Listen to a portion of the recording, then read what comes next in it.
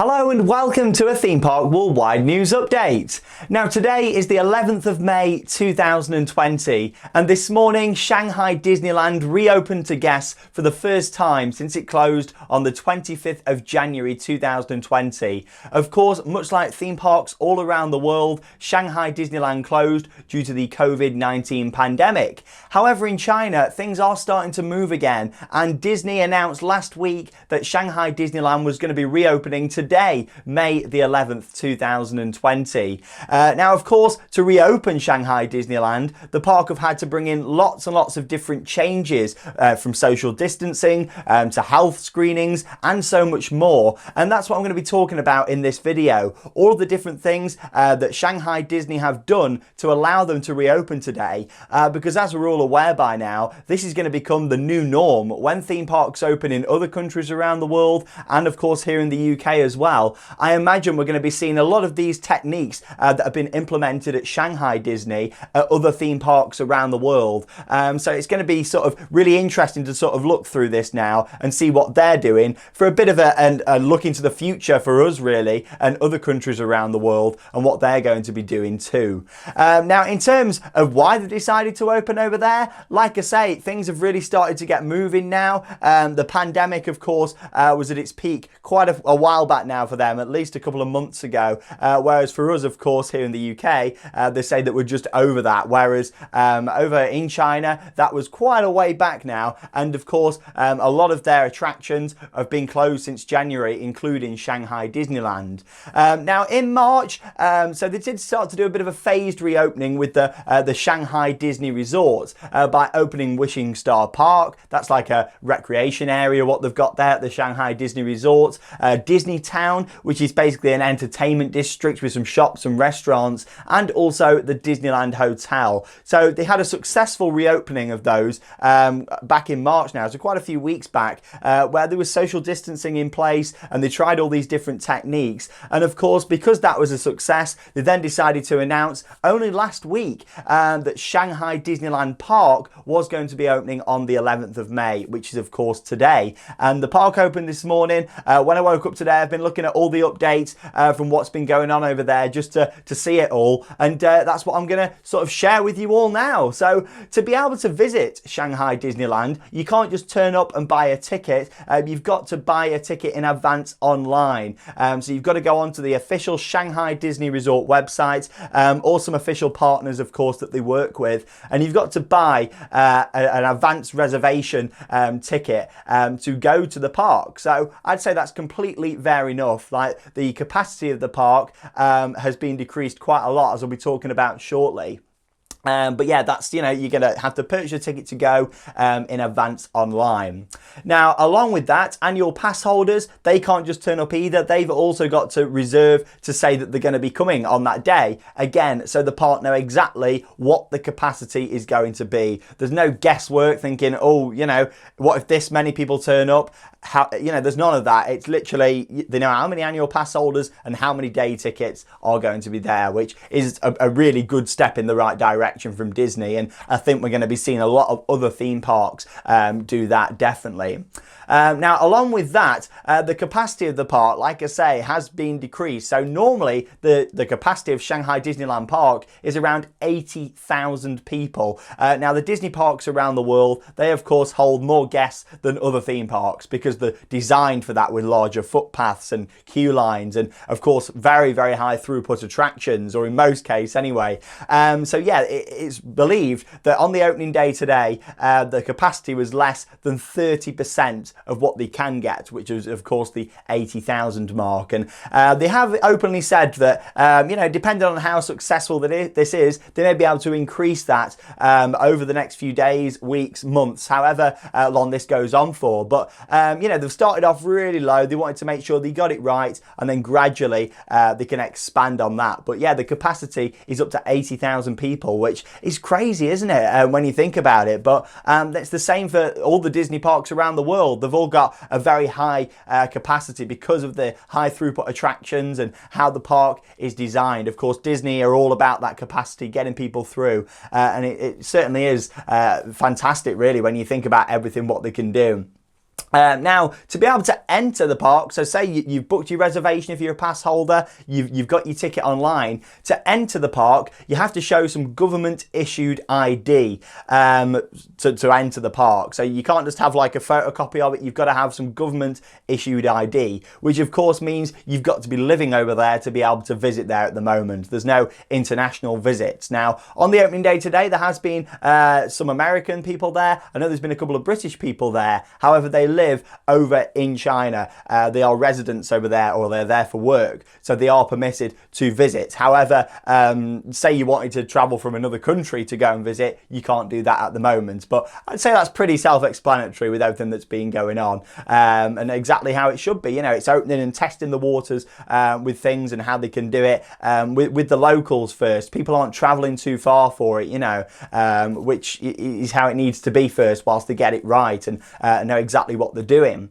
Along with having some government official ID, you've also got to have a green health QR code on your phone. This is something what the government have done there, very similar to other apps and things what other countries are developing, and something similar is going to be happening here in the UK from a recent announcement. But yeah, you've got to have this green app that tells you that you've got green health and that you can go. So you've got to show that as well when you get to the park. And also, you've got to be wearing a mask throughout the whole of your visit to Shanghai Disneyland, other than when you are eating. So as soon as you arrive at the park, you've got to make sure that you've got your mask on to be able to go around. When you're on the attractions, you've got to be wearing a mask. In the queue lines, anything when you're in the park other than food, you've got to wear a mask. And I do see that as being the normal, not just for Disney parks when they reopen in other places around the world, but theme parks in general. I do see that the way that they're going to go. And I think rightly so, to be honest. I think making everybody wear a mask,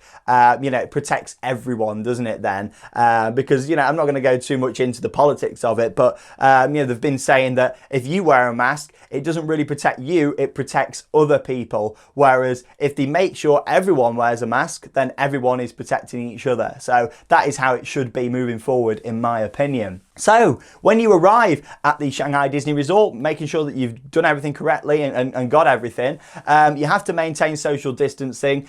In China, that's 1.5 meters or around that. It varies depending on the governments around the world. Here in the UK, it's 2 meters. It's different in loads of different countries, but you have to stay at least 1.5 meters away from people. And what they've done, they haven't just put down like tacky tape and stuff. They've really thought about the design of this. You know, they've put these really nice panels down, and yeah, it's all quite nicely themed and very informative as it needs to be on all the floors to maintain that social distancing. So I think the way they've done that, from looking at photos and video, and you're seeing clips here from an official video that Shanghai Disney Resort released a few days ago about visiting. So that's where all these clips have come from in this video. But yeah, you know, I think that's fair enough and very nicely done how they've put that down.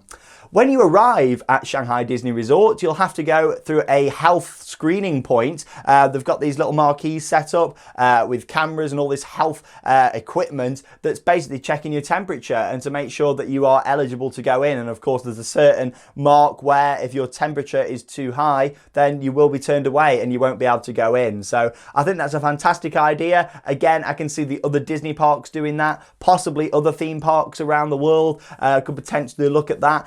I guess it all comes down to restrictions in that country and the cost of it, and you know, and how it's going to all be affected. But in my opinion, the more that you can do, the better. And yeah, you know, cost shouldn't really come into it. It's more about the safety of everybody rather than profits and cost. It's about getting these attractions back up and getting the economies of them countries moving again, definitely. And of course, for the park employees, they can be back at work and they can be safe knowing that everyone is in the park wearing a mask. So once you've gone through your health screening point, you'll go to more of your normal standard stuff that you would have there then. So you go through a security area and then also scan your ticket to go in as well. Bear in mind, they'll be checking that you've got your health green card that's issued by the Chinese government, and making sure that you've got your reservation, of course, to go to the park. And then you're in Shanghai Disneyland. So there's quite a lot to go through to be able to go in there. However, it's not been putting people off. off. The park has sold out opening day today and quite a lot more days in the future. So, you know, it's certainly been a success. Disney has got a huge fan base around the world. I'm a huge Disney fan. And it's just nice knowing, and I'm sure that any other Disney fans can relate, it's nice knowing now that there's a Disney park operating out there in the world. Like, as much as we know we can't visit it yet, it's nice to know that it's open, it's operating, and you know, it makes me happy knowing that there's some Disney magic being spread again in one of their parks. So, of course, in terms of when you're in the theme park, what is there to do? What's open? So, the good thing is the vast majority of attractions at Shanghai Disneyland are open, they're operating, so you can ride Tron, Light Cycle, Power Run, you can go and have a ride on Pirates of the Caribbean, Battle for the Sunken Treasure, you know, you can go and experience all your favourite Disney attractions, and you can also see Disney characters. However, that's also been adapted and it's from a distance. So there's no nighttime spectaculars or parades at the moment. However, you can see characters like up on the buildings and stuff staying away from you, but you can wave to them and they can wave back. You know, characters have never been a huge part of the Disney parks for me. It's more about the experience of the theming and the attractions. However, characters are a big part of what Disney do to many people. So it's great how they've managed to change that and implement it, of course, with social distancing and keeping the characters away from guests, just so of course, it's safe for the cast members and also safe for the guests who are at the park. Now, along with that, the attractions will be running limited capacity, mainly due to having to space out on the attractions. Let's take Pirates of the Caribbean again, for example. Big boats on there. Groups will be able to share boats. However, you must leave empty seats in the middle to make sure that you are leaving that social distancing, but of course that does mean a longer queue time and a limited capacity. In the queue lines, you've got to make sure that you're all split up from your groups, and they've put these markers down on the floor to keep people separated. And along with that as well, you've got to make sure that you're wearing your mask whilst you're on the attractions as well. And I know there's been a lot of people saying, you know, you can't really ride a roller coaster with a mask. You know, if you make sure you've got a good quality mask, it will stay on, and you know, it's going to be fine on that ride, especially with Disney rides. Maybe when we think about some of these other theme parks opening around the world with much faster rides, then maybe there might be some problems with that. But with the Disney parks, and quite a lot of parks out there, I imagine masks will be fine on attractions. Definitely so.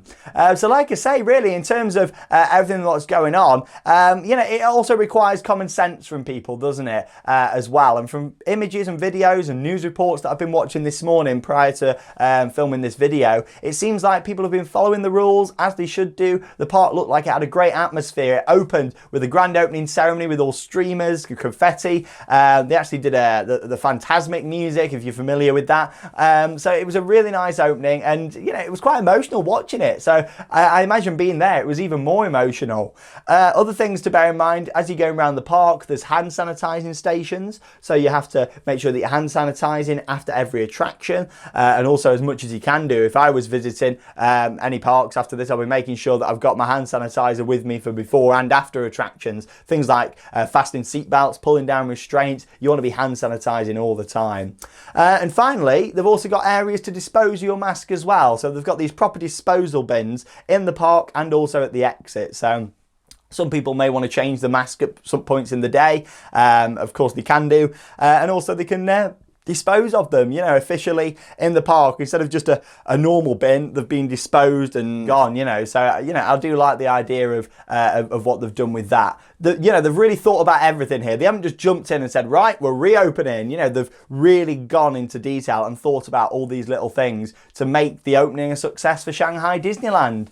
But the question is this going to follow the other Disney parks? We know that there's some phased reopenings that are planned at Walt Disney World, including Disney Springs. That's set to be opening partially later this month. Nothing yet on the parks. Same for Disneyland in California, Tokyo Disney Resort, Hong Kong Disneyland. They're sort of in the same boat. However, Hong Kong, we have seen like traces of them actually trying some of this stuff what Shanghai Disney have opened with. So maybe Hong Kong could be one of the next ones to open, or the next Disney park to open. Disneyland Paris, you know, we can't see anything really happening there at the moment, especially with what's going on with the French restrictions at the moment. So, you know, this is going to go on for a long time. This isn't just a quick thing that's going to change. We're going to be visiting theme parks with masks on and having temperature checks. That is going to be the new normal, at least for this year. Probably into next year. That's at least what I'm expecting. But the priority is safety. However, I'm sure we can all agree that we'd much rather be at the theme parks wearing masks and following these restrictions than we would be still sat at home. So when the time does come for theme parks here in the UK, the rest of Europe to open, then I'm sure, you know, a lot of people are going to be there and making sure that they follow the rules. And I must stress that as much as it's very, very important to be supporting these parks out there, we've got to make sure that you're thinking of your safety as well. And if you shouldn't be there, you know, because of health reasons, you shouldn't be there, and etc. You know, you've got to really think of that stuff. But if you can go and you follow the restrictions and wear masks, then happy days. So I'm going to leave it there for this one, because I am going to film another video in a few days' time talking more about my thoughts on what's happening specifically here in the UK, because our government have got announcements that have happened over the past couple of days, which means we can maybe see a bit of light at the end of the tunnel. So I'm going to start to share my thoughts on things based off what's happened in Shanghai. So Shanghai Disneyland, the 11th of May 2020, back open after closing on the 25th of January. Let me know your thoughts. Do you think it's too soon? Should they have opened? Is there anything what they could have done differently? Let me know down below in the video comments. In the meantime, thank you very much for watching Theme Park Worldwide. Stay safe, everyone, and that means it's time to cue those credits. See you later.